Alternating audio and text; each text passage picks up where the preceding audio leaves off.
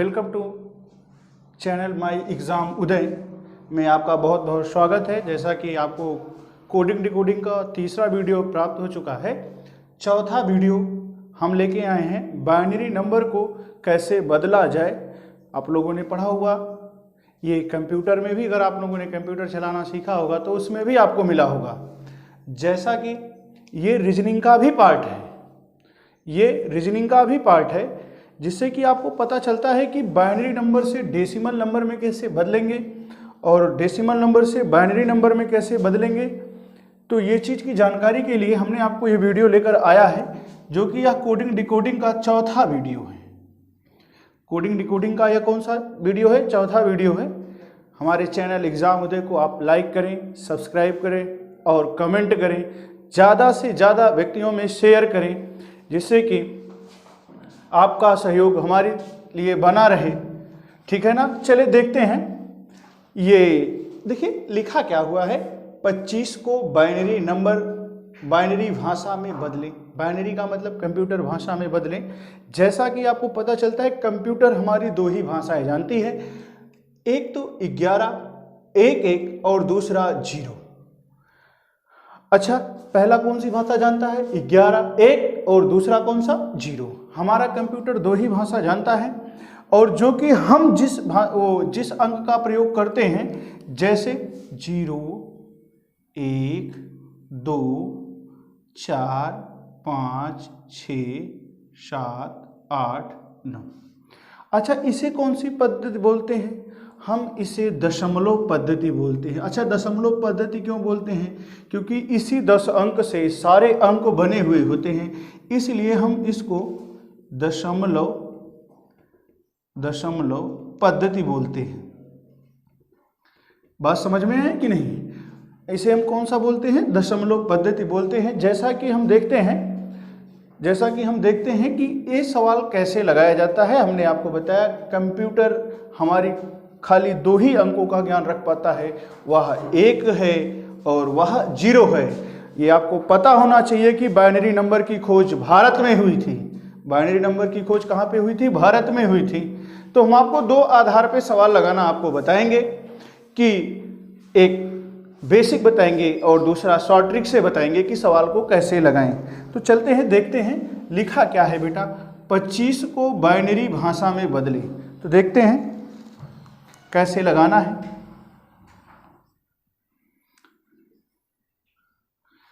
चलिए, तो सबसे पहले क्या करना है, हमको हमारी कंप्यूटर या हमारा कंप्यूटर कितनी भाषाओं को जानता है? हमारा कंप्यूटर खाली दो भाषाओं को जानता है, वो भी 1 और 0। तो हम सबसे पहले इसको किससे भाग देंगे? हम सबसे पहले दो भाषा जानता है, इसलिए हम इसको 2 से भाग देंगे। और जब 2 से भाग देंगे तो ये कितनी बार जाएगा? 12 बार जाएगा। और यहाँ पे शेष कितना बचेगा? 1। तो 12 दूना 24, शेष कितना बचा? 1। फिर इसको हम 2 से भाग देंगे, और 2 से भाग देंगे तो बेटा कितनी बार जाएगा? 6 बार, और शेष आपका 0 बचेगा। फिर यहाँ हम किससे भाग देंगे? फिर यहाँ हम 2 से भाग देंगे, और 2 से भाग देंगे तो ये कितनी बार जाएगा? 3 बार जाएगा, और शेष कितना बचेगा? 0 बचेगा। फिर 2 से भाग देंगे, 2 एकम,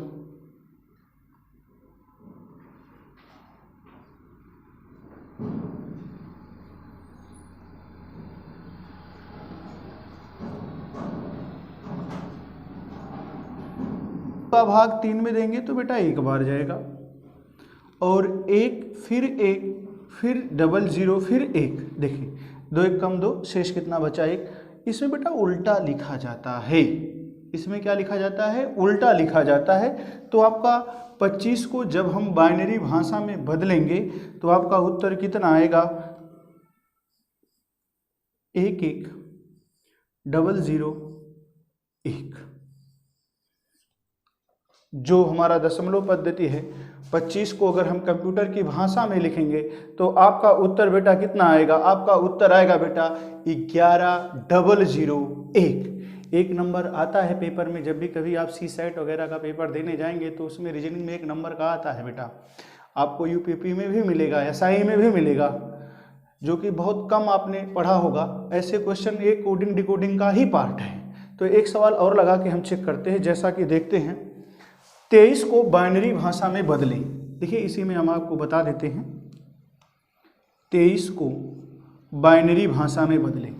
चलिए देखते हैं 23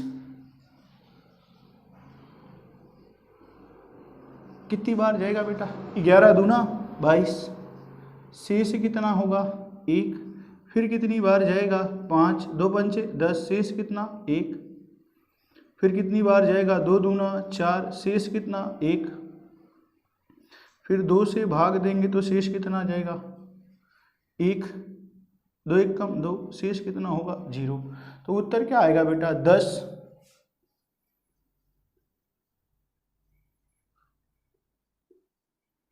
311। बात समझ में आया कि नहीं? तो इसका आंसर कितना आएगा 10 311। तो इधर देखते हैं कि जैसा कि हमको किससे भाग देना है, 2 से भाग देना है, जो कि 2 से भाग देने पर आपका आंसर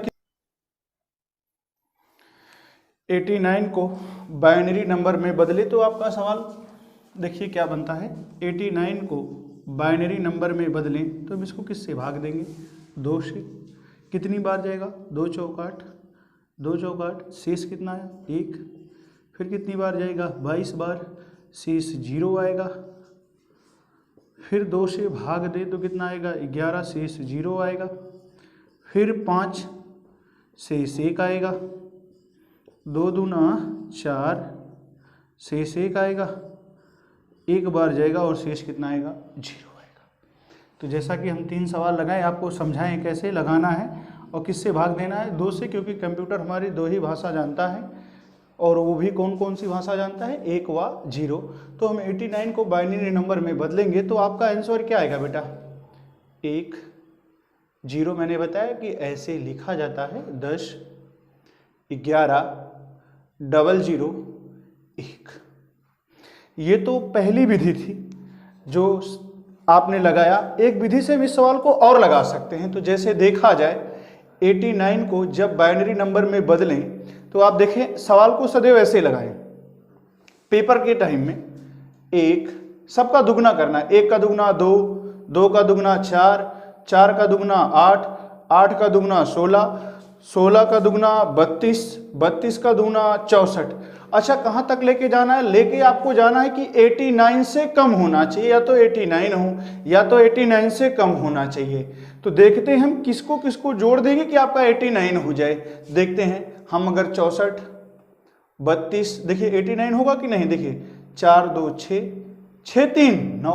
तो अभी तक कितना हुआ बेटा 4 2 6, 6 3 9, ज़्यादा हो जा रहा है। हमको लेके कितना जाना है 89 बार। फिर देखते हैं 64 16, कितना हुआ 6 4 10, 6 1 7 1 8। तो जो जो जोड़ेंगे उसके नीचे 1 लिखना है, जो जो जोड़ेंगे उसके नीचे क्या लिखना है 1 लिखना है। तो हमने क्या जोड़ा 64। फिर जिसको नहीं जोड़ना है उसके नीचे क्या लिखना है 0। फिर मैंने क्या जोड़ा 16, तो उसके नीचे क्या लिखना है 1। 80 पहुंचा है, हमको पहुंचाना कहां तक है 89 तक, तो हम फिर 8 जोड़ देंगे। तो 80 8 कितना हो जाएगा 88। फिर उसके नीचे 1, फिर इसके नीचे 0, फिर इसके नीचे 0, फिर 88 में 1 जोड़ देंगे तो कितना हो जाएगा बेटा 89 हो जाएगा। तो जैसा कि आपका उत्तर क्या मिला 10 11 00 1। देखें वही चीज़ सेम आया है। तो पेपर टाइम में मुझे बेटा सवाल ऐसे लगाना है, क्योंकि वहाँ पे समय कम रहता है, जिससे कि आपका आंसर बड़ी जल्दी से आ जाए। एक सवाल और देखते हैं, देखते हैं 35 को बाइनरी नंबर में बदलें, बाइनरी नंबर में बदलें। देखें फिर से देखें 35 को बाइनरी नंबर में बदलें। तो देखें दुगना करना है, और दुगना क्या करना है 1, 1 का दुगना 2, 2 का दुगना 4, 4 का दुगना 8, 8 का दुगना 16 और 16 का दुगना 32। अगर हम 32 को दुगना करते तो आपका आता 64। अगर हम 32 को दुगना करते तो आपका आता 64, और 64 क्या होता 35 से ज़्यादा हो जाता। हमको 35 या तो 35 लाना है या तो 35 से कम लाना है। तो देखिए क्या क्या जोड़ते हैं कि जिससे आपका उत्तर आ जाए। 32 तो मान लीजिए जोड़ देंगे और 32 में 16 जोड़ देंगे तो 48 हो जाएगा, जो कि आपका ज़्यादा है। तो क्या कर देंगे, 16 नहीं जोड़ेंगे, 8 भी नहीं जोड़ेंगे, 32 8 40 होगा, फिर 4 भी नहीं जोड़ेंगे क्योंकि 36 हो जाएगा, ज़्यादा हो जाएगा। 2 जोड़ेंगे, 32 2 34 और 34 1 35। तो आपका आंसर बेटा क्या आएगा, 1 0 0 0 1 1 आएगा। तो हम सवाल को इस तरीके से भी लगा सकते हैं। हमने आपको सवाल लगाने का दोनों तरीका बताया हुआ है। फिर एक सवाल और देखते हैं, अंतिम सवाल, कि इस तरीके से हम कैसे सवाल को बदलेंगे। बाइनरी नंबर में देखें 28, देखिए 1 2 4 8 16, 16 दूना 32 28 तो हुआ नहीं, 28 से ज़्यादा हो गया। फिर देखते हैं 16 में 16 जोड़ देंगे, 16 में क्या जोड़ दें कि 28 हो जाए। 16 में 8 जोड़ दो बेटा, 16 8 कितना हो जाएगा 24। अभी 4 कम पड़ रहा है, 24 में 4 जोड़ दो फिर 1 हो जाएगा। फिर आपका कितना कितना हो जाएगा 0 और 0। तो देखें तो आपका आंसर क्या आया 1 1 1। और कितनी बार 0 है, 2 बार 0 है और 3 बार 1 है। जब भी हम कंप्यूटर 28 को बाइनरी भाषा में बदलेंगे तो आपका आंसर यही आएगा। मैंने बताया है कि कंप्यूटर खाली 2 ही अंक की गणना करता है, वो भी 1 व 0 अंक की गणना करता है। बात समझ में आया कि नहीं। तो जैसा कि देखते हैं कि बाइनरी नंबर को डेसिमल नंबर में कैसे बदलें। देखते हैं कि बाइनरी नंबर को डेसिमल नंबर में कैसे बदलें। देखते हैं कि जैसा कि हमने पहला टॉपिक देखा कि डेसिमल से बाइनरी में कैसे बदलते हैं। अब हम दूसरा टॉपिक इसी का पार्ट है, देखते हैं कि बाइनरी है, बाइनरी नंबर लिखा है, इसको दशमलव पद्धति में कैसे लिखा जाएगा। तो पहला सवाल देखते हैं, 1 1 4 बार 1 है। तो इसका देखते हैं कौन सा अंक आता है, 20 आता है कि 25 आता है कि 30 आता है। तो सवाल कभी कभी ऐसे दे देता है। जैसे देखते हैं तो हमने एक तरीका भी आपको बताया था कि दुगना करके लगाते हैं। 1 2 4 8 16, ये तो मैंने दुगना करके लिख दिया। तो जैसा कि हमने आपको बताया था जिसके नीचे 1 रहता है, जिसको ऐड किया रहता है, जो संख्याएं ऐड की रहती हैं वो संख्याएं 1 द्वारा प्रदर्शित की जाती हैं। जो संख्याएं नहीं ऐड होती हैं वो संख्याएं 0 द्वारा प्रदर्शित की जाती हैं। तो जैसा देखते हैं तो इसमें जोड़ते हैं, जिसके नीचे 1 लिखा है उसी को हमको जोड़ना है। देखें 16 8 24 24 8 24 4 28 28 2 30। तो 2 बार 4 बार 1 और 0 को दशमलव संख्या में बदलेंगे तो आपका आंसर कितना आएगा बेटा 30। तो इसी प्रकार हम दूसरा सवाल देखते हैं, 10 11, ये तो लिखा हुआ है 1 10 111। तो इसको देखते हैं 1 2 4 8 और 16। तो हम जैसा कि इसको ऐड करते हैं, जिसके ऊपर 1 लिखा है या 1 के नीचे जो संख्याएं लिखी हुई हैं उसको हम जोड़ते हैं। तो देखें 16 16 4 20 20 2 22 और 22 1 23। इसका आंसर कितना आएगा 23 आएगा। तीसरा सवाल देखते हैं,